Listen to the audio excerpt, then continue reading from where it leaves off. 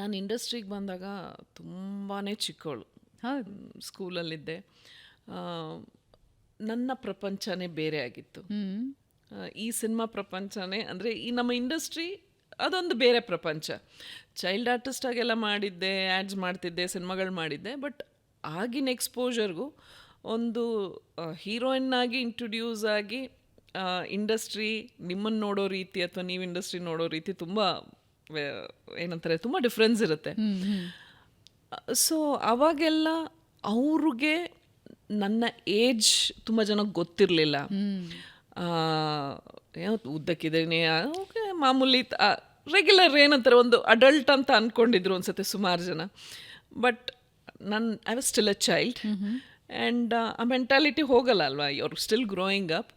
And ಅವ್ರುಗಳು ನನ್ನನ್ನು ನೋಡ್ತಾ ಇದ್ದಿದ್ದ ರೀತಿ ಬೇರೆ, ನಾನು ಏನು ಅಂತ ಅವ್ರಿಗೆ ಅರ್ಥ ಆಗ್ತಾ ಇರಲಿಲ್ಲ. ಅಂದರೆ ಐ ವಾಸ್ ಲಿಟ್ರಲಿ ಒಂದು ಹೇಳ್ತಾರೆ ಗೊತ್ತಾ, ಚೈಲ್ಡ್ ಟ್ರ್ಯಾಪ್ಡ್ ಇನ್ ಅ ವುಮನ್ಸ್ ಬಾಡಿ ಅಂತ, ಅದೇ ಥರನೇ.